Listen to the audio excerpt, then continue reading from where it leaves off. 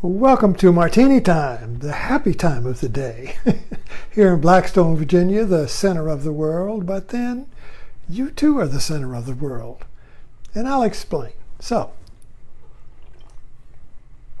hope you watched this morning's talk, Buddha's in Your Landfill, because I talked about my attack of vertigo yesterday. I was, the whole world became a rolling cruise ship in a storm, and I was lurching from wall to wall, nauseous, about to throw up, and had an attack of what I Googled up and discovered is Meniere's disease. It's a incurable affliction of the inner ear, where you get, I have tinnitus ringing in the ears. So, what'd you say? So, anyway, something on my tongue. I have occasional attacks of vertigo, so it comes and it goes. But so that was yesterday, and today's the day. I'm back on my feet and have been very creative. Yesterday, because I couldn't get up out of the chair, we watched movies all day, and I watched I got a whole bunch of last year's Oscar-winning movies, but I can't tell you where I got it. So I've been watching last year's award-winning movies, and one of them was the one I shared with you a couple of days ago was The Shape of Water. I hope you watched that one. And then yesterday I watched the Three Billboards, and that too has been perking under the. When you see a movie that has metaphorical wisdom in it, it's not just a story. There's something else going on, and you want it to, it's like watching a mystery. We watch British mysteries, and they are basically a series of clues that are all disconnected, yet you know they're all connected because they're in the movie. Nothing is in a movie that is not connected to the total movie. You don't have random things in a movie. The camera doesn't report on just random stuff. Everything the camera shows is a part to the whole. But you don't see the whole because all you see is the parts. So the whole movie, the series unfolds by revealing the revelation of the whole through the parts, connecting the dots. Finally you get to the end and oh, it's all revealed, you see. Well, that's the movies that are, a movie, is the whole thing is collected in one movie instead of a series of detective mysteries, the series of shows. So I have to wait till next week to see the next episode, So you see the whole thing. So movies are very compact. So the Three Billboards. Couldn't figure out what did the Three Billboards mean. Now, it's funny thing about the title of the movie contains the metaphor of the movie, just like The Shape of Water. What is the shape of water? Well, when the meaning of that metaphor went pow in my mind, the whole movie unfolded like a lotus. So it's like the metaphor gives you the seed that grows the meaning of the movie. But until you get that metaphor, you can't see it. This is a good example. I show this all the time. Do you see an old woman here or a young woman? There's an old hag and there's a young woman. Can you see them? Once you see them, you can't not see them. So it's a mystery before you see. All you see is an ink blot. You don't see anything. You don't see any story. But once you see it, pop, you can't not see it, you see. So that's kind of like the metaphor. Here's the old woman, here's her right eye, here's her nose, here's her mouth. Here's the young woman. Looking at her from her right side, here's her eye, her little nose, her cheek, her chin, her neck, you see.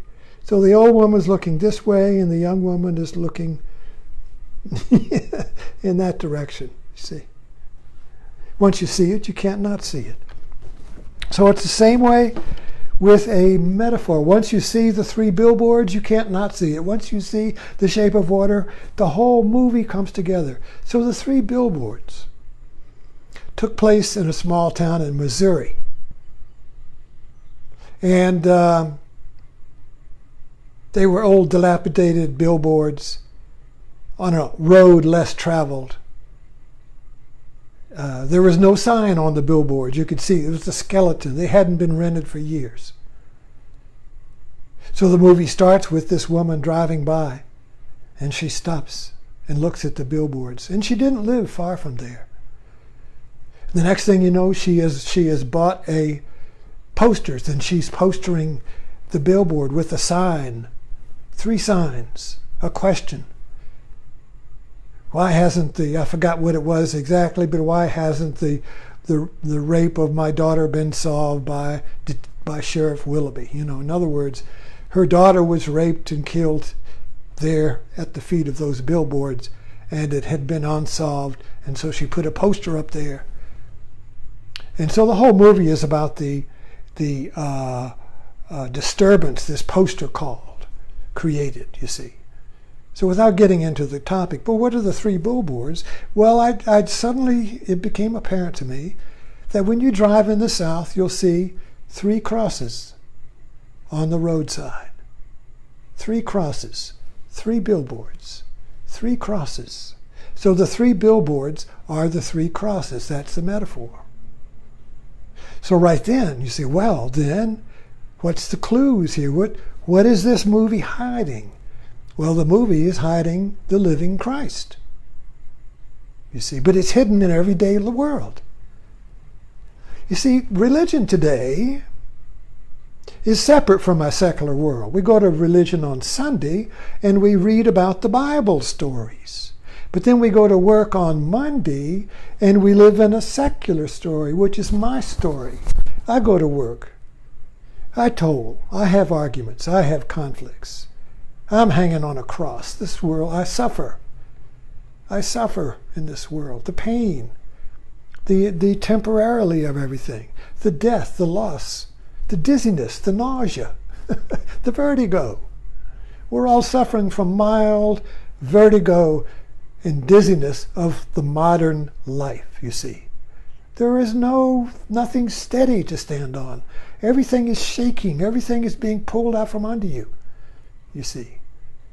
So the modern world creates this vertigo, this dizziness, this insecurity, this uncertainty. What's coming next? Oh my God, what next? One wave after another, you see. And then there's the 3 crosses on the hill. So the movie then is a parable.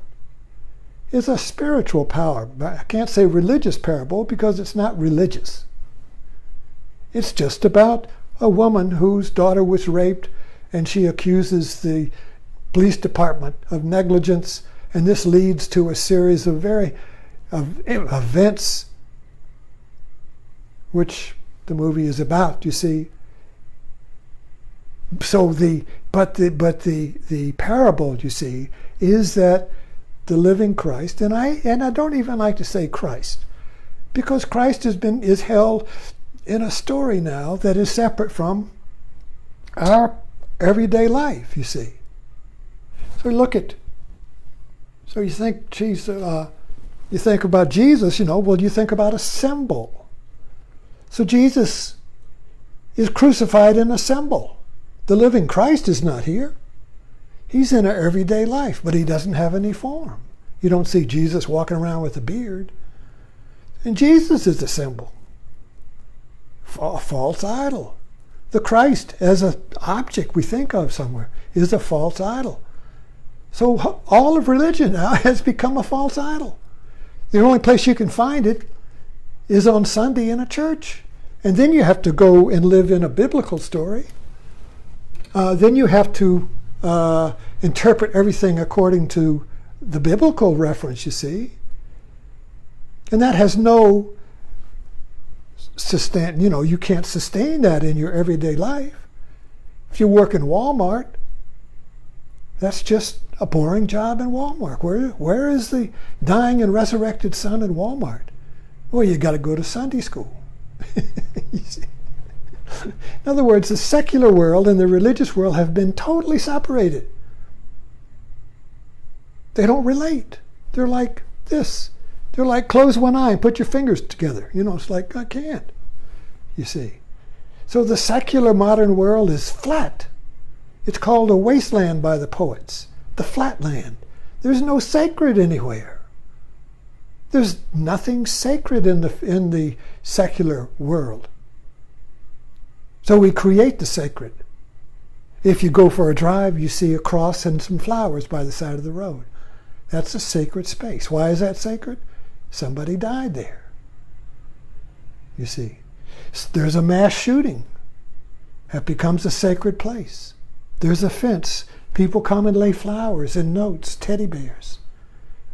They turn wherever the blood of Jesus hits the earth, there's going to be a sacred spot. But we don't see it in a spiritual terms. We see it in oh my God, there was a mass shooting and my daughter got shot, so I got to go put flowers there. And then everybody rushes to make it sacred, you see. So we create the sacred through death. So that's what this movie was about. The mother creates the sacred place and she puts flowers under the billboards. And the billboards even were resurrected. Her husband, her ex-husband, who was abusive, burned down the billboards. And then the company that she bought the posters from said, oh, by the way, when you buy a poster for the billboards, you get two in case one's damaged. So she had another poster to put up. So the point of the movie, of all movies, good movies, is that they're like mystery stories. That they are secular, objective, about real life, or about science fiction. Doesn't make any difference. But it's about an objective story. You're not in it, you see. You're sitting in the theater. You watch it, or it's on TV. It's a story there. You're not in it. You don't think you're in it. So even watching the movie, you see, we're still alone, still exiled, still outside the story, still outside of life looking in. This viewer,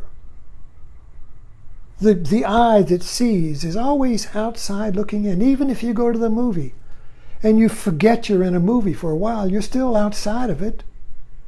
You don't see yourself in the movie. You may be connected with the movie by feeling and emotion and all that, but you're not in it, you see. The people like video games and internet because it gives you a little more interactivity, so you can change the movie. But movies, you can't go sit in a movie theater. They don't give you a dial there where you can change the way the movie's going, you see. So you're passive. But there's a way to look at movies that's active, and we've lost that. And that's through the metaphor. Because when the metaphor clicks, when the metaphor blooms, like the three billboards is Christ, the three billboards is the three crosses. Now the three crosses, Jesus, and then two thieves. One good, one bad. So this is I hate to give the other thing. This is the pair of opposites. The gargoyles guarding the entrance of the church. The cherubims guarding the lost Garden of Eden. The pairs of opposites. Morality, good and bad. Good and evil. Up, down, in, out, hard, soft. The pairs of opposites of the phenomenal world. And they're in conflict. I want to be up, but down wants to make me go down. I want to be good, but I'm also bad. This is the crucial parable or crucial paradox of evil. When I try to do good, I do bad. What's going on? When I'm Job, I try to do good, everything falls apart. Why did I get cancer? I'm so good. I did my best. Lord, why did I get it? Why did I get vertigo? Why did I get Meniere's disease? I've meditated. I practice yoga. I've been living a spiritual life. Why did I get it? You see? Why does evil happen? Why does sickness come? Why does death happen? Death shouldn't be. The pairs of opposites. They change into pleasure and pain. Eat a donut. Oh, it's so good. But it doesn't last. It'll soon turn to pain. Oh my God, I'm sick of this donut. And a moment ago it was all my pleasure. Now it's my pain. Pleasure turns into pain. Nothing is sustainable. Everything is temporary. Everything is passing, impermanent. What's going on, you see? So those are the two thieves. But then the Christ principle, this one here, you see, is transcendent. It's not there. It's empty. Now that Protestants like it this way. Oh, Jesus is gone. Catholics like it here. Oh, there he is suffering. Same cross, you see, different views. The suffering side of the cross, the resurrection side of the cross. The resurrection, he's gone. Oh no, he's still here. You see, back and forth. Even that are the two thieves on the either side. So even that, you see, is something, that a form, you see. But the transcendent Christ is empty. It's a black hole. It's not there. It's empty. It's a hole. It's not a cross. A cross is something. It's nothing. It's empty. This is the emptiness of Buddhism. It's empty. Emptiness is not even something. Nothing is something. It's nothing. Where is it? Well, it's in this moment. It's activated in this moment. You are it. But you can't see it. Because we see the story externally. We don't believe I'm the story, you see. So when the metaphor clicks in a movie, 3 billboards is the 3 crosses, bam, you are the movie and the movie is you.